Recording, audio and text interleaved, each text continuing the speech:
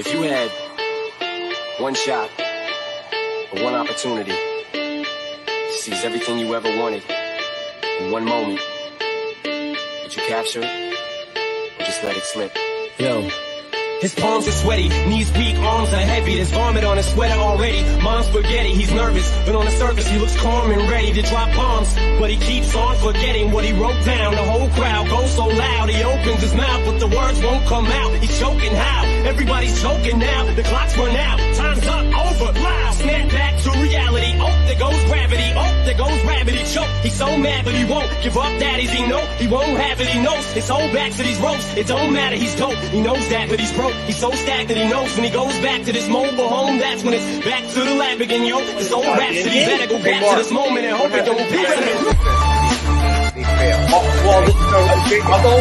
Listen, we can talk about the flag, but let's talk about... Wait.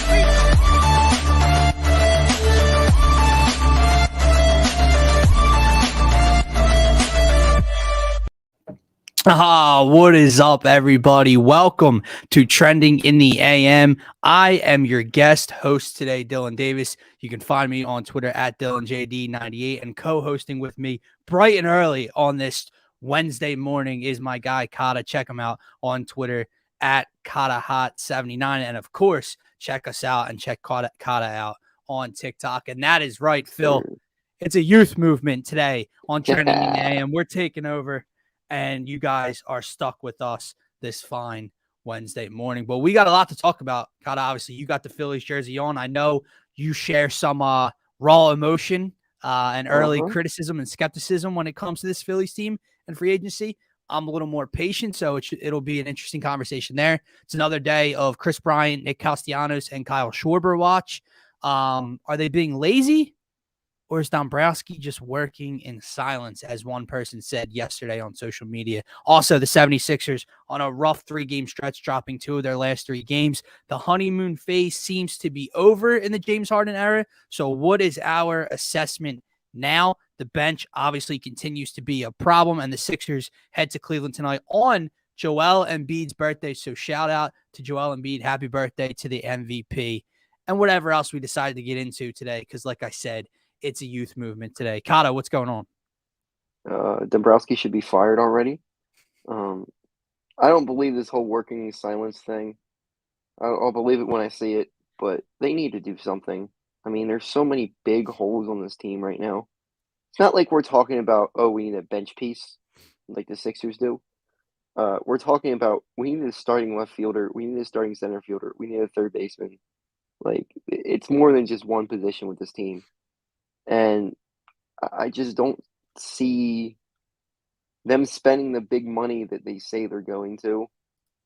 I think Bryant's going to the Rockies. I think that's pretty much a done deal. If he's with the ownership stage at this point, I don't see how they're going to get Bryant. Schwarber really doesn't do much for me anyway. He's just so streaky. I mean, sure, he had like 20 home runs in a month, but besides that, he had one good month. What's he going to do here? And Castellanos is a stud. I'd take him now. Castellanos is the one that we were linked to, I'd say probably 5 days ago or so. There was a tweet putting out that the Phillies are diligently, keeping an eye on Nick Castellanos front. Chris Bryant's interesting because, again, obviously it's come down to the Phillies and the Rockies.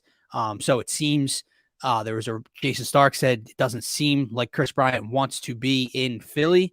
But at the same point, like, what if you're the Rockies?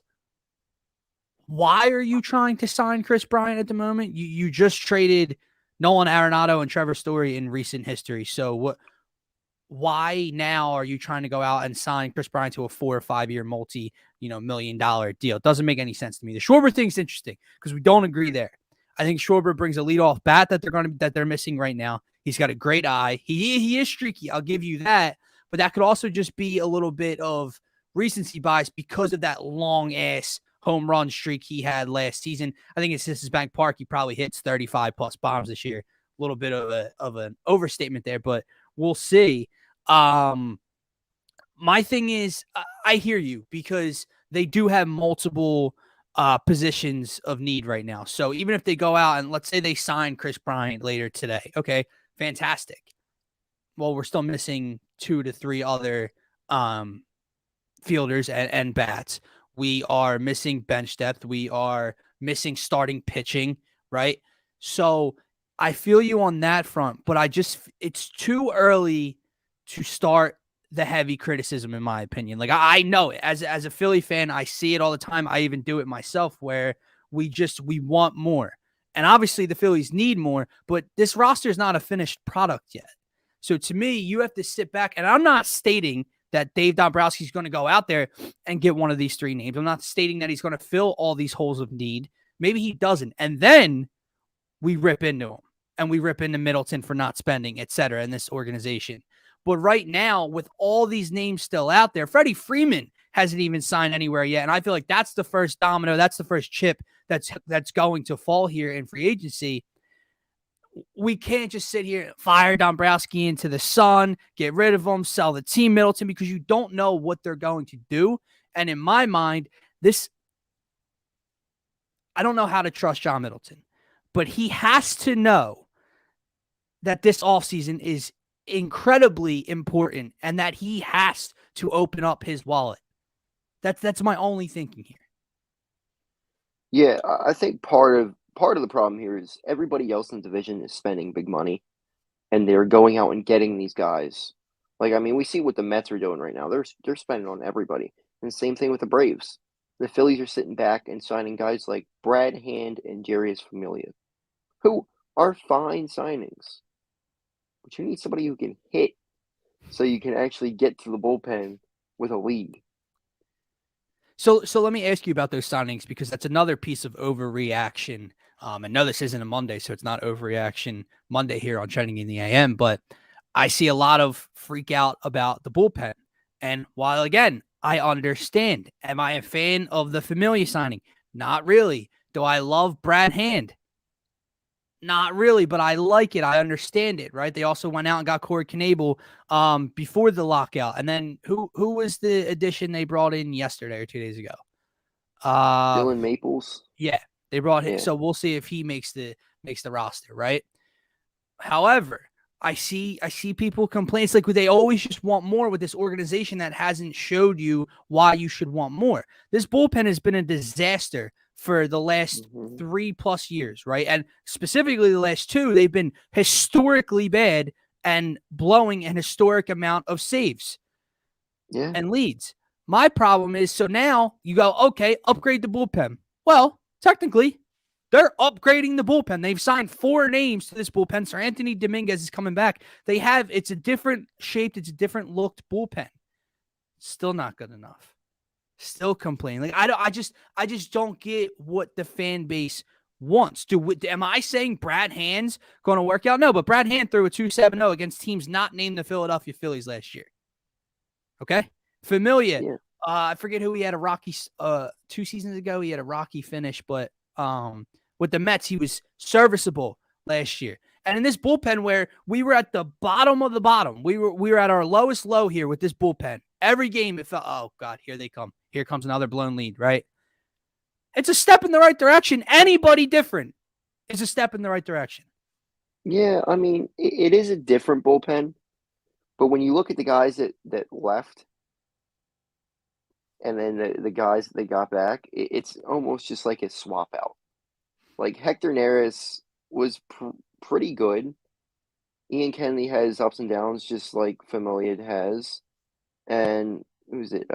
Archie Bradley was pretty good last year too. They weren't the problems in the bullpen. It was the other guys back there. Right. And we'll see how the rest of the bullpen shapes out. I'm not as worried about the bullpen this year, but we'll see. They haven't made that. I think they need one like really established guy in the bullpen who's like, when he goes in there, he's not going to mess up, like the Brad Lidge that we had in 2008. They need something that's just like, okay, he's going to get us 3 outs. And I don't think they have that right now.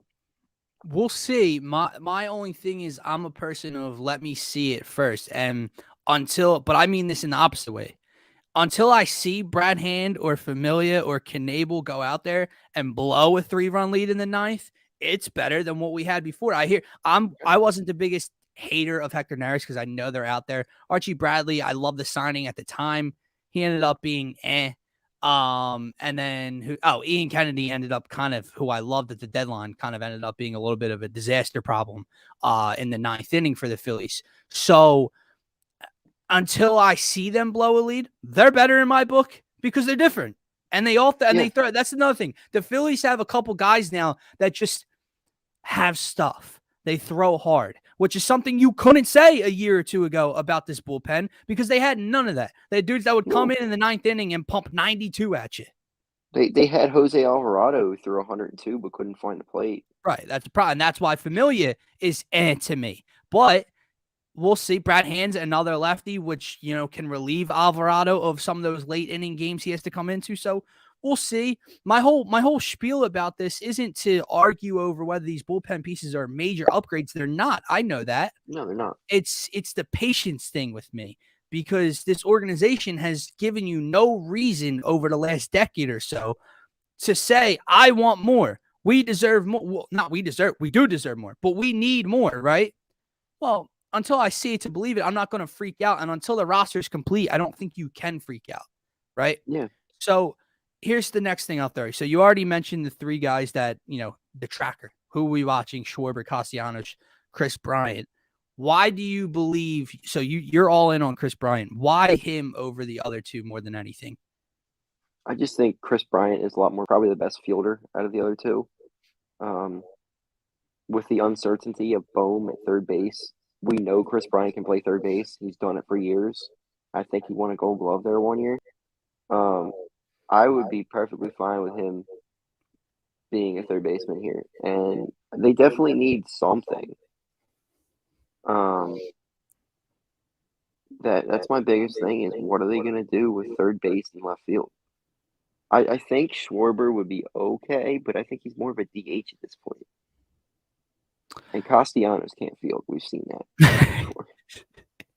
I'll be okay with his lack of ability in the outfield if that back comes to this lineup. But at third base, it's interesting because are we throwing the book at Alec Boehm already?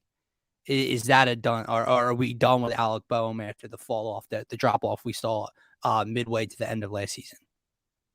I mean, I am a huge Boehm believer. I watched him all the way through the minors. I've seen him play third base before in the minors, and he was fine. He can make all the throws. He can make all the plays. I think he's going to be fine. I think it's all in his head, which we've seen this before with Philadelphia athletes. Is he ever going to get out of his own head? And if he can't, then he's not going to be a third baseman. But if he can, I think he's being fine over there at third base. We've seen people of his size play third base before. A-Rod was that size. That's the biggest thing is he's 6'5" at third base, which is pretty rare. Yeah. I think he's going to be fine, but who knows? Who knows if he's in his own head or not? If you're not, 100. He's a DH. Perfect. Like he's fine. You're 100% correct. That was 110% mental last season. And I think if you watch the Phillies closely, if you watched Alec Boehm progress or digress throughout the season, you could point your finger to that. And to me, what happened was he was struggling mightily at third base on the hot corner, fielding defensively wise, and it translated to the plate. It's never been, an in the box thing with Alec Boehm until he got up here, with his entire game. Because before, Alec Boehm was Mr. Reliable to me. Even as young as he is, he was putting the barrel on the ball. The ball was at least being put in play. You could trust him late in games. And once you saw that mental collapse because of his struggles in the field and how many errors were occurring and poor throws over to first base, that's another thing. Can he play first base permanently? I mean, he didn't look like he could play first base last year. Now, I think he could, but I think you're much better off trying him at third base first because it's so much harder to find a third baseman, as we found out, than finding a first baseman. You can find first baseman anywhere. And kind of the same thing with left field. You can find a decent amount of left fielders, but that's why Bryant kind of sticks out to me because he can play third base. And also, him and Harper are boys, so I think it's probably the most realistic option out of the three. I'm with you. Obviously, when you hear reports of like a Jason Stark, a person who's really plugged in, go on air and talk about how the Phillies, seem out of the Chris Bryant race. It doesn't seem like he wants to be in Philadelphia. They're all in on Schwarber. But then another report is that it's down to the Rockies and the Phillies. And late last night, I forget who it was, but a verified MLB reporter, I had it screenshotted, reports that the Phillies are stepping up and in their engagement in the Chris Bryant talk. So it's going to be down to the wire until one of these guys gets here. But with Bryce Harper and him being as close as they seem, someone even mentioned that their wives are extremely close and they do a lot of things as a group together as couples. That has to have pull with these dudes. We're not asking the Phillies to go out there and trade for Chris Bryant. And Bryce Harper is trying to put that together. He's a free agent. He's talking to Bryce probably damn near every day throughout this process.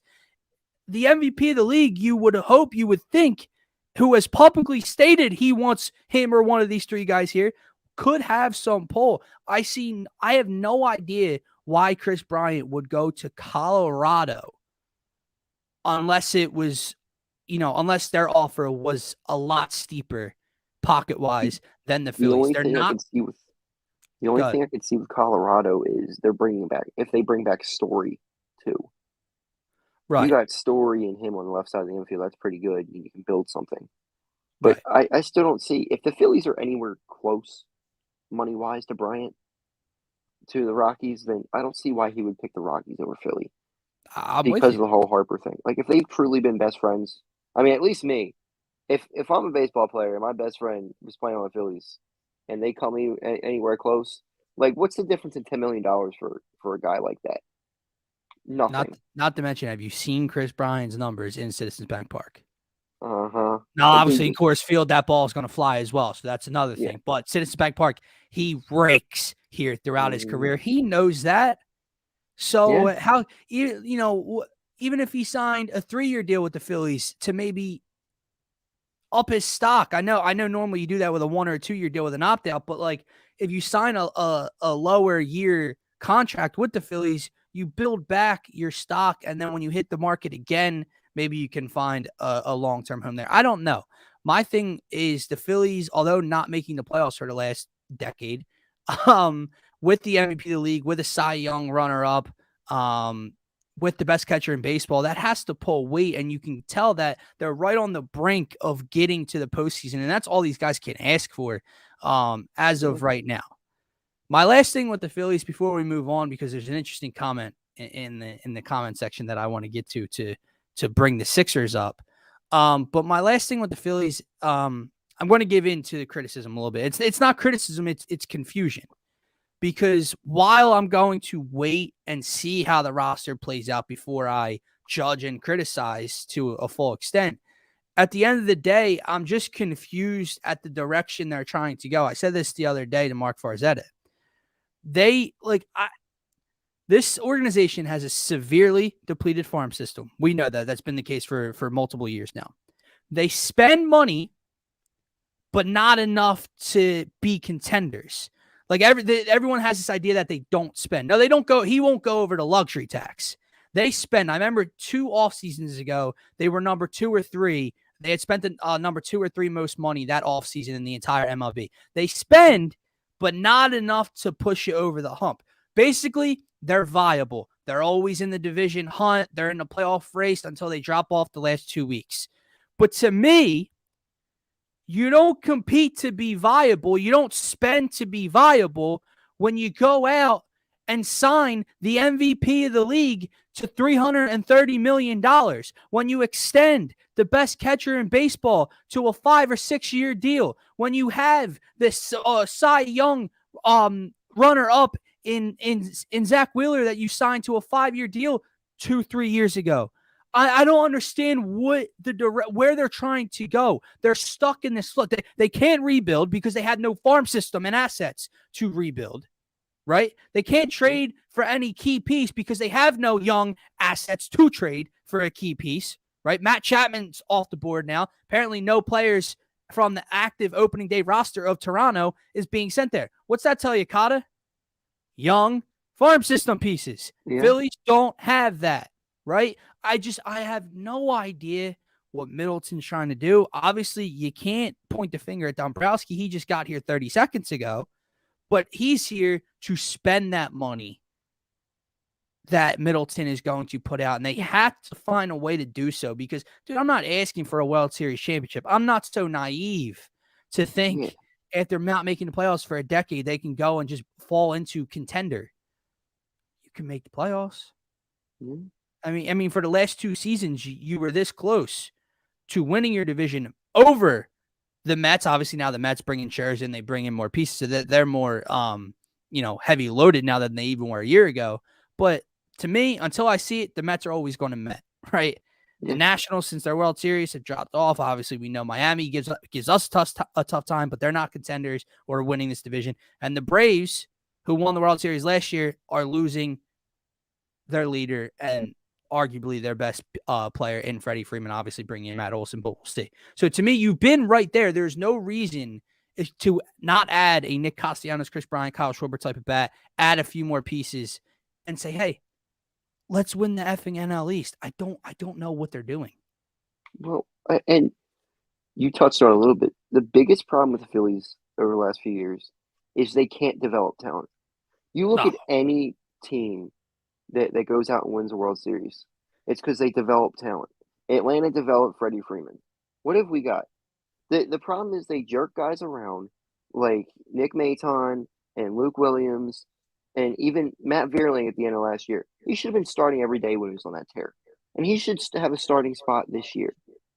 They do this to guys. They ruin them developmentally, and then they have nothing.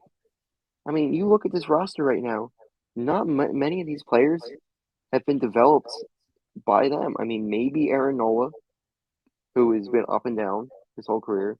And you got Hoskins, who has kind of regressed in some aspects. Scott But Kingery. besides that, Scotty Kingery, they ruined him too. I mean, that's the biggest problem is they can't develop their own talent. And sure, you can go out and sign players every offseason, but that's not going to work every year. At some point, you got to develop somebody. And that's why Bryson Stott should be the starting shortstop coming out. And unless they sign two outfielders, Matt Vierling should be starting in one of those outfield positions. Odubel Herrera sucks. We know this. Yeah, he may be a serviceable center fielder, but Vierling tore it off last year. And he can definitely be a starter and a solid player. Let's see what he can do first before you put Odubel back in. I'm with you. Obviously, the Odubel signing was the most tone-deaf signing an organization could make. Not a great dude off the field. Not a fan favorite, to say the least. Strikes out a ton. Bad attitude, and is a mishap waiting to happen in the field. I don't know what they were trying to do there in center field. But that actually brings up another question I meant to ask. And see, Phillies actions say they are trying to rebuild while trying to stay competitive. Hopefully caught a hot. No, and that's a great point. I could my comments wouldn't scroll down, so I could only see Phillies actions say they are rebuilding. So I was like, well, not when they had the MVP, but yeah, that's what they don't know what direction to go, and they really can't go either way as of right now. That's the problem. So you brought up an interesting point, and this will be the last topic for the Phillies today. We talked about a youth movement here on Trending, right?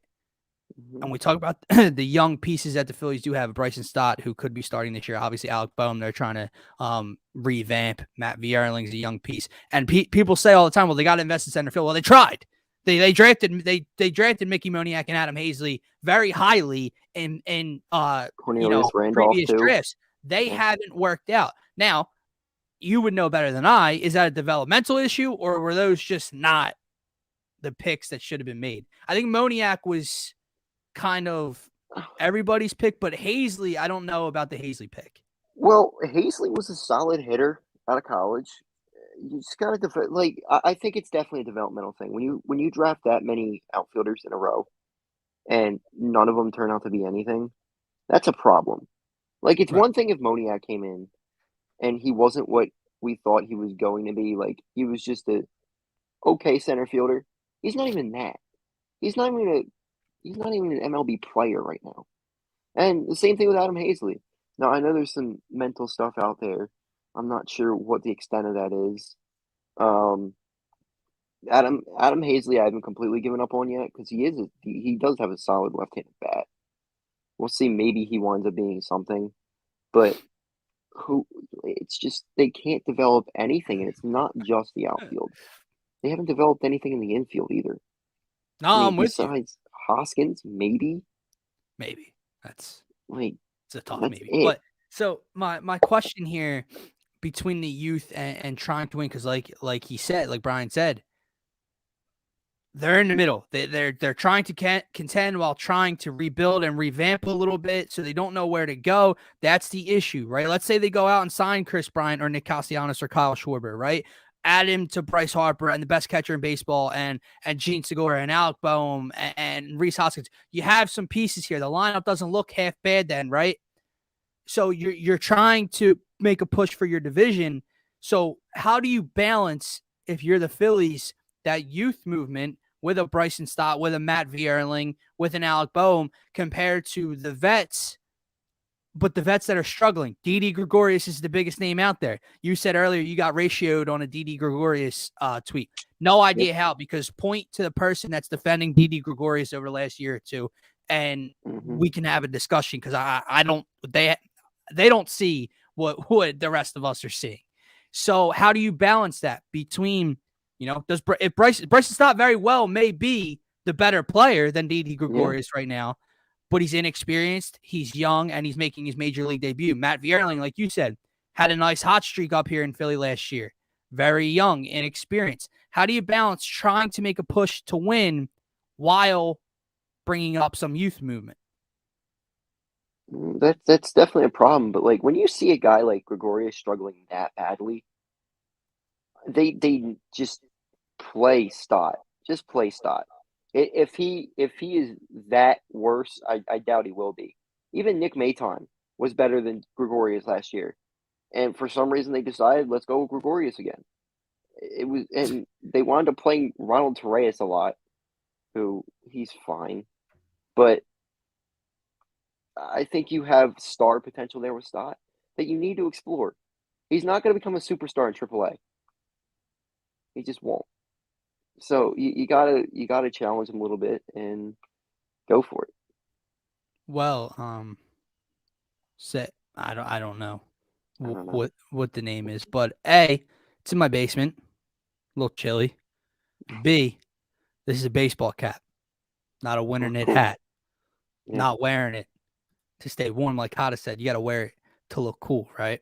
All Yeah. right, let's move on. Second half of the show, we're going to be spending on the 76ers, because Kata, the honeymoon phase seems to be over. The Sixers are now 6-2 with James Harden in the starting lineup, but over the course of the last 3 games, they've lost 2 of 3, and in the middle of that is an ugly overtime victory on the road versus the Magic. Mm-hmm. So, what is the assessment of the Sixers now? I wanted to touch on this real quick because this plays into it. And I always laugh at this, right? Because here's where I'll throw it to you.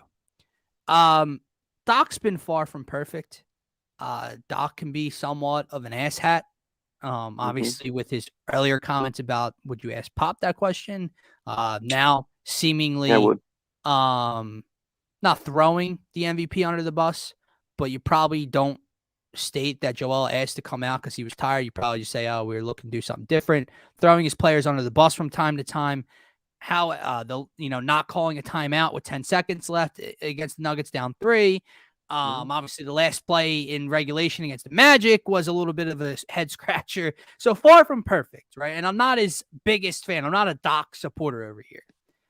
But people have this twisted idea of how important coaching is in professional sports outside of the NFL, because the NFL carries the most weight. It has the most effect. They're calling plays every single down, every single possession, the leadership ability to lead a 53-man roster.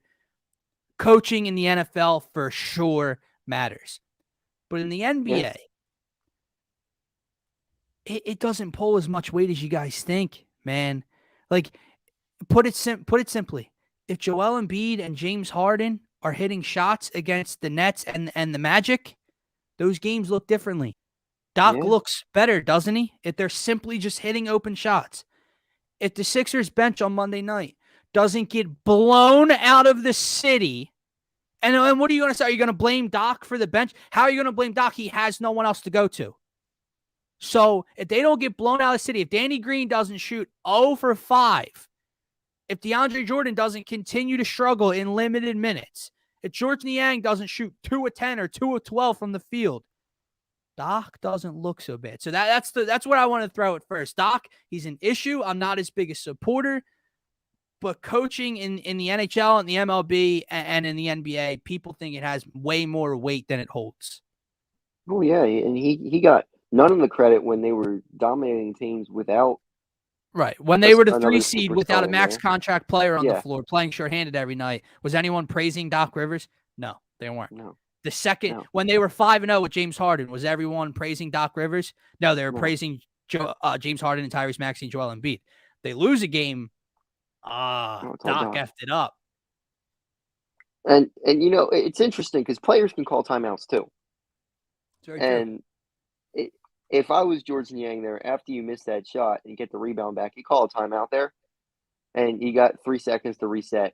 And, you know, maybe put up a 3-pointer instead of putting up a layup when you're down 3. Maybe find Tyrese Maxey at the top of the key. Yeah, maybe that would make sense. But this team I don't think they have enough. They have one of the best starting lineups in the league. But once you get to that bench at all, it is just messy. And you got some guys who have sort of produced in the past. Like Shake Milton has had his games. Furkan's had his games. DeAndre Jordan used to be something. But you don't have anybody who's like just a solid option off the bench who, you know, if you need a couple points, if you need a bucket, he'll get it for you. You don't have that on the bench at all. Yeah. Well, so looking back on Monday night's game, because we've had this conversation, I remember the pregame show for the Nets, we sat here and had a roundtable of who do you trust on the Sixers bench? And no one really had an answer. George Niang was the closest thing that anybody trusted, but he's not, you know, he's not the end all be all of six-mans or key components off the bench to a championship team, although I do love the minivan. With that being said, the starter scored 96 points on Monday night. Now, do I think the Sixers bench is bad? Yeah, I do. Do I think they're good? No, I don't. But I don't think they're that bad. Like that's it. If you scored 96 points from your starting 5 on your home floor when you had a 20-point lead in the first half, that is a game you win 99.9% of the time. Now, speaking of Doc Rivers, a loss like that does seem very Doc Rivers-ish, right? Had some questionable calls, rotations in that game. Another 20-point blown lead in the first half at home. Seems very Doc Rivers-ish. But if we're throwing that out there, as great as he was, well, Joel Embiid's been here too. So it seems very Joel Embiid-ish and Sixers-ish to lose that game, correct? Right. The bench isn't going to be that bad. And so to take it where you don't think they have enough, I'm not stating that they do, but before the loss and before the 3-game struggle, I thought this team, you know, can contend for an NBA championship. Am I guaranteeing a victory? No, I think they can get there. I think they can compete for one. After a loss or two, I still believe that. I can't hold as much weight with this bench, even after the ugliest performance we've seen all season long, because come playoff time, as we've discussed a lot, those minutes get shrunk a lot. Like they're already getting shrunk. Joel Embiid probably played 36 minutes the other night. Joel Embiid's going to play 38, 39, 40 plus minutes a game. DeAndre Jordan's only going to have to play 8 to 10 minutes, right? Yeah. That's even if you have to play DeAndre Jordan. Paul Millsap, you know, he's been kind of rotated out, but he was dealing with some family stuff, some off the floor stuff. He can come back. You can get different looks with a small ball 5, another bench piece. I don't know what he's going to do. Obviously George Niang's not going to shoot 2 of 12 from the field all the time. Hopefully he's not taking that many at all. Right, exactly. And that's another problem. James Harden shot the ball 11 times. George Niang shot the ball 12 times. That should never happen in the history of basketball. And we're going to get to James Harden and that aggressiveness pretty soon. But my assessment now, I still think they're good enough to compete for a championship. They're still 6-2 with James Harden. They didn't get run off the floor by Jokic in Denver. They had a lead 95% of the game and couldn't come home with it because their bench got outscored by 100 against Bones Highland, who couldn't miss from three. Boogie Cousins hits back-to-back threes in the fourth quarter.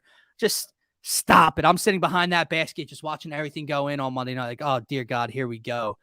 So tough loss, but no, it doesn't deter me. The honeymoon phase is for sure over. It doesn't look as good. The spacing doesn't look as good. The others outside of Joel Embiid and James Harden aren't contributing as much. Tyrese Maxey has taken a step back. Tobias Harris is still up and down, and obviously the bench has been struggling, right? So it's over. But I think that I believe they're going to be okay. I don't think the world is coming crashing down on the Sixers. All right. Speaking of James Harden, dude, talk to me here. What's going on? Listen, he had basically a 24-point triple-double on Monday night. He was 6 of 11 shooting. He was very efficient. 24 points, 9 rebounds, 11 assists. Dude was good the other night. But as you stated, James Harden took less shots than George Niang. We saw in overtime in Orlando him struggle to shoot the ball. He hesitates and passes up a wide open three at the top of the key to George Niang. He obviously struggled mightily against Brooklyn in that blowout loss. Mm-hmm. What's going on? Where is this? Everyone talked about this ball hog, this ball dominant, dribble the ball into the floor until there's 2 seconds left and put up a shot. James Harden. I need some of that now. Like, go be that stubborn asshole that doesn't give up the ball here and there, because I need it from you, dude. I don't know what's going on. I get it. He's new here. He's trying to fit in. They're going through different rotations. He doesn't want to be so ball dominant. But, brother, I'm asking you to be. The city's asking you to be a little bit. Yeah. And I don't want to blame Tyrese Maxey. It's not his fault that he's not putting up shots. But I think Tyrese Maxey definitely has somewhat of an effect, because I think Harden knows he doesn't want to ruin his development either. And I think they kind of just need to maybe stagger the minutes a little bit, because he's passing way too much. And it's like, you're not Ben Simmons. Shoot the damn ball. Yeah. Like, you actually make threes unlike him. He's not, obviously he passed Reggie Miller on the all-time three-pointers made list since he's been in Philly, but he hasn't been shooting the ball from three specifically well since like the second game in New York or the third game against the Knicks. So it's been, he just hasn't shot the ball well, obviously 6 of 11 the other night, but I just need that aggressive level, even when he's getting to the rim. Now, should he be getting those calls? Possibly. I just feel like he's been looking for the whistle too much at the rim instead of focusing on finishing. I don't know. It's obviously a learning curve for him and the whole team right now, but James Harden, you're listening. I know you are trending in the AM right now. Yep. I need you. He loves me. Yeah, I need you to be more aggressive. You're one guy Kata doesn't control. What's up? Put up 40. I know you can still do it.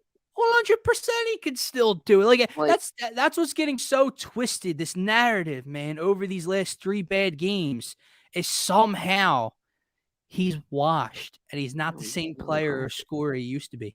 Are we? And maybe that's what he needs. Maybe he needs to go out and say, Joel, you know what? You have your games. It's time for me to have mine. Right. And I'm fine with him being a first option a couple nights. I think that's his problem, is he's trying to be a second option too much. Just go do your thing. Play your game. Go dominate. Dude.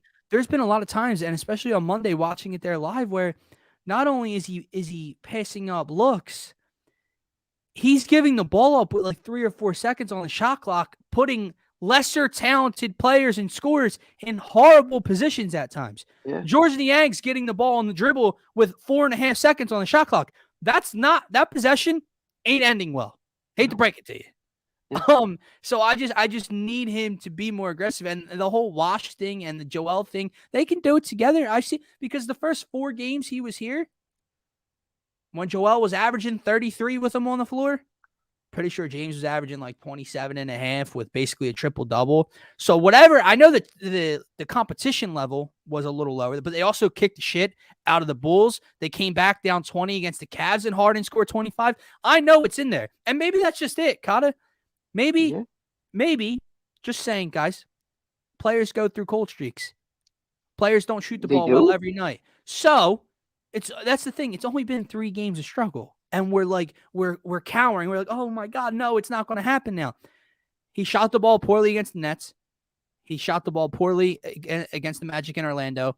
And the other night, I think maybe the lack of aggressiveness was a stem from that. Yeah. You know, he doesn't want to continue to hurt his team by shooting 3 of 19. So let me get other guys involved. I'm going to shoot my 6 of 11 efficiently, get to the line, blah, blah, blah. I also wonder if that hamstring is still... I also wonder if that hamstring's still bothering him. I know he put some different type of sleeve on his leg the other night. Yeah. That I haven't seen him have before. So that could have an effect too. It could be. But, and you know, after defending Doc Rivers to the viewers, I've noticed that there's about 3 negative things I'm about to say about him. Doc, you did a great job over the winning streak of staggering 2-2 of your stars. Of your starters, right? What happened? Because over this rough patch, I'm seeing a lot more of James Harden with 4-man bench unit for multiple minute stretches. I'm good with it for a minute or two to relieve before Tobias Harris or Joel Embiid comes back in with James Harden. I'm seeing James Harden, George Niang, Danny Green, DeAndre Jordan, and Isaiah Joe out there for 3.5 minutes at a time. And they're getting crushed in those 3 minutes. That was the change of the game. I'm pretty sure Denver went on a 9-0 run after Embiid checked out, and it was Harden and 4 bench players the other night, and that changed the whole momentum of the game. I don't know what Doc's doing with that. Again, it's a learning curve. He's trying to figure out his rotations. But you were doing such a good job of keeping 2 on the floor damn near all game long. You went away from that. Do you notice that correlates with the struggles of the bench unit? Yeah. Well, I think the bench unit is just that's like his cocaine. He loves to do it. And I think he's relapsing right now. He's trying to get away from it, but he's just going into a relapse. And I think somebody needs to put him in a rehab because he's just addicted to these bench units. And it sucks because we have such a terrible bench unit. Like, if it was a decent bench unit and we could do this, like, it's fine. If you have a guy who, like Tyler Hero, is going to put up 26 points a night, and you have a bench unit, it's different. But you got nothing on this bench right now. They shouldn't even be 5 deep on the bench. Like, no, it's bad. But the issue is, what 3 do you go to? Like, if I'm him, I think you got to play 9, and my 4 are, even though he was horrible the other night, George Niang, because he has been your most consistent player, and he can knock down those open threes when you need him to off the bench. DeAndre Jordan, simply because you have to, because he's your backup 5. And I'm pretty sure we can get away with 2 minutes per quarter from DeAndre Jordan come playoff time. Now, another thing that Doc struggles with is the timing of these DeAndre Jordan minutes, right? So let's say Joel Embiid plays 40 minutes in the postseason. Excuse me. DeAndre Jordan has to play 4 minutes a half, 2 minutes a quarter. Problem is, Doc will play DeAndre Jordan the last 2 or so minutes of the first quarter and then leave him in the first 2 or so minutes of the second quarter. Well, now you're talking about 4 to 5 straight minutes of Joel Embiid-less DeAndre Jordan basketball. That's where you're getting crushed. And that was the thing that was like a head scratcher to me the other night, is why was Embiid not shadowing Jokic the whole game? And I think maybe it had to do with the back-to-back, but once it comes playoff time, like, he better be shadowing. If they're up against an elite center, he's got to shadow that center the whole night. By the way, Joel Embiid won that matchup, if anybody was wondering what I had to say about it. He did. Dude, we had some Nuggets fans around us. Scotty and I had a couple Nuggets fans around us, and they were real quiet for the first 2.5 quarters, and then they started to raise up together, right? And I'm just like, don't get me wrong, Jokic was spectacular the other night. He shot the ball efficiently, scored 20+, had a couple insane fast break outlet passes. But come on.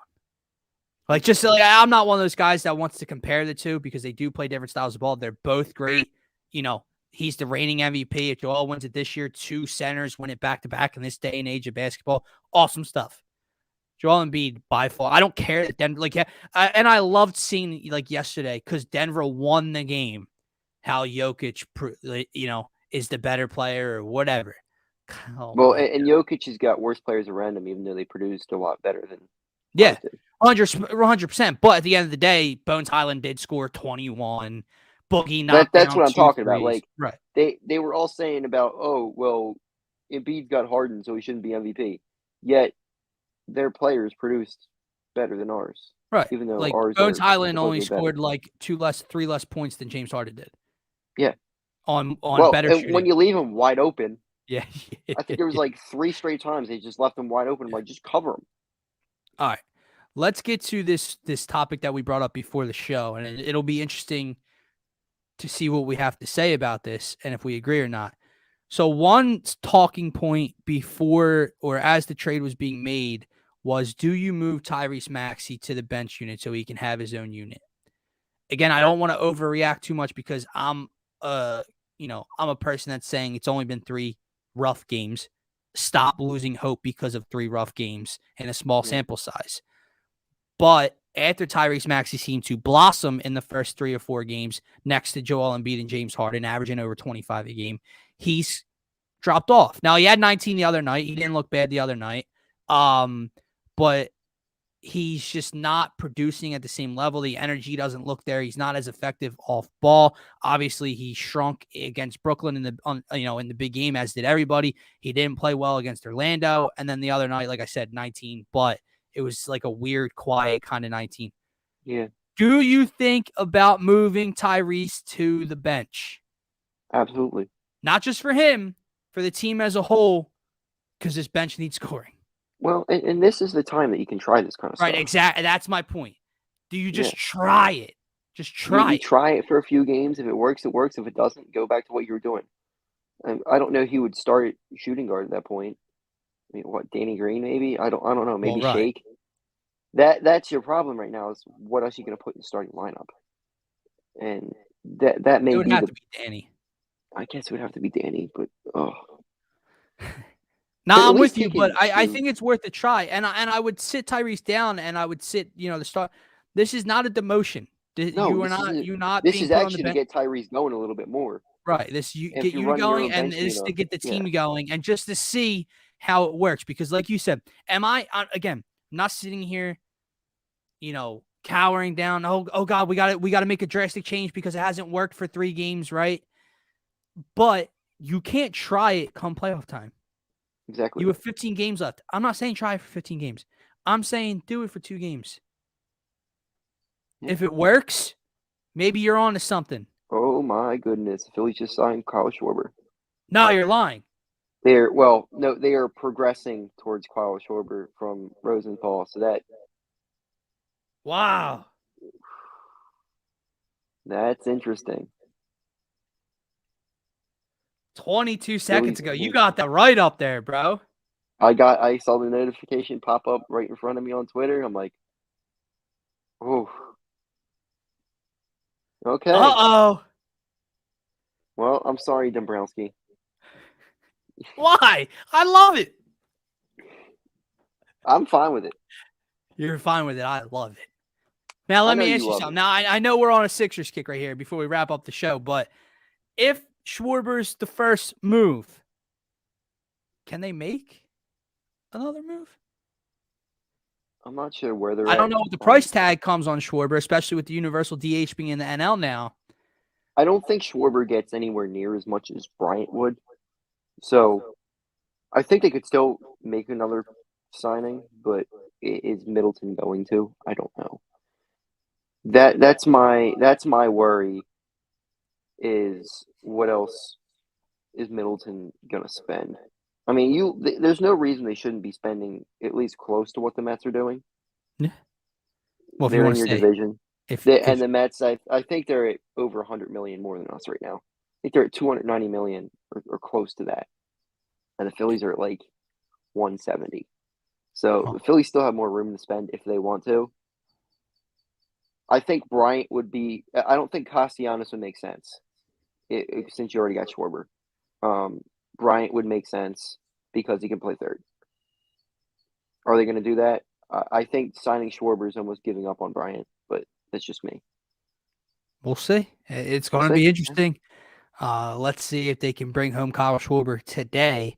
But before we wrap up the show, bro, the Sixers are in Cleveland tonight, taking on the Jared Allen-less Cavs. I believe we're 3-0 this year against Cleveland, with this being the fourth and final game. I think so. I know we won the last two. Maybe they're 2-1. I'm not sure, but I know they won the last two for sure against the Cavs. What are your thoughts on tonight's game? I'm expecting pessimistic Kata to come out to play now. I mean, what have we saw over the last few games? Like, nothing right now is inspiring me with the Sixers. They just look lifeless kind of out there. I mean, you got Joel Embiid, who's the MVP, and Harden, who looks like a third option playing as a second option, and Tobias, we don't know what Tobias is, and Maxey looks like he fell off a cliff.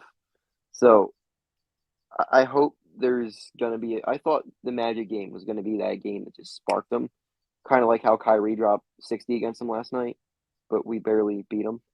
So there's just – hopefully there's a game where they just beat the shit out of a team and get their confidence back. And I don't know if the Cavs are that, but hopefully there's a game here soon where they just beat the shit out of a team because they need to. It's going to be a tough stretch. It's not just the Cavs tonight. You come back home against the Mavs, middle playoff team over in the Western Conference, and Luka on Friday. Then you get Toronto on Sunday, I believe. And then I believe the Hawks are somewhere. The Bucks are coming up. The Heat maybe again. They have a tough stretch coming up. So James Harden, after the Nets game, said, "This is good. That sucked. We got our ass kicked. Let's see how we respond." They haven't responded well so far. They're 1-1 since that game and haven't looked good in either. Yeah. Let's see what this team's made of. I still think they can compete and contend. It's going to be a very telling sign of the leadership on this team and the direction this team's going over this stretch, because let's not forget, they're 41-win team right now. They have 15 to go. Even if they go 9-6 in their last 15, which you'd have to hope they're better than that, that is a 50-win season again, with a loss of a max contract player for 3/4 of the year and then a trade at the deadline to try to win a championship. So very impressive. Isn't Tobias a max contract player? But they didn't have one in Ben, I'm saying, playing shorthanded without Ben. I do have a question. Is this commercial to be played for Phil right now before we wrap up here? He's got a commercial. I guess we can play it for Phil. Let's see, Phil. Hopefully this is played every day. Better, but let's see. What's up, everybody? Phil Stiefel here. Trending in the AM. Look at this site right here, 99jersey.com. Proud supporter of all Trending in the AM shows. Make sure you check them out. Like I said, 99jersey.com. They have the best jerseys of all your favorite athletes from high school, college, movies, TV shows. You got the Kobe Bryant, Lower Merion, the Charlie Conway, Mighty Duck. Everybody always asks where I got my Sugar Shane Falco jersey back there from the Replacements movie. 99jersey.com. I mean, Magic Johnson, Michigan State, Lonzo Ball, Jalen Rose, you name it, Russell Westbrook, you name it, they've got it on this site. Make sure you check them out, 99jersey.com. Use promo code TRENDING at checkout. It gets you 15% off right away. 99jersey.com, promo code TRENDING. Yo, support the podcast that brings you the heat every single morning. You heard the man. Head on over to 99jersey.com for 15% off using code TRENDING. Kata, that is going to wrap up this youth movement, this youth takeover, Trending in the AM session with yourself and myself. You got a pod coming out later today that you and Cole recorded yesterday. So tell the people a little bit about it. What they can expect today. So we got the Grease the Pole podcast coming out today. It's going to be the first episode with my guy Cole. And it's supposed to be a really funny podcast. It's a lot of myself doing my overreactions, which everybody loves. So check it out today. It's on my YouTube. It's on DSM Media's YouTube. I think it's going to come out around 4. So it's gonna be funny. So go check it out. All right, guys, and I believe today between 5 and 5:30 start time. Or what time are you guys airing? I know it's scheduled. Cole's gonna schedule it. I think it's like 3:30 or something. We're gonna schedule. Yeah. It'll be. So- I think you got Faithful Fanatics at 5. Yeah, so 5:30, I will be live with myself, my co-host Matt McGinty, and hopefully old friend Mark Henry Jr. _ on Twitter will be joining us to break down the bracket as the first 4 started last night, continues Nova's tonight, winning. and then they very well could, buddy.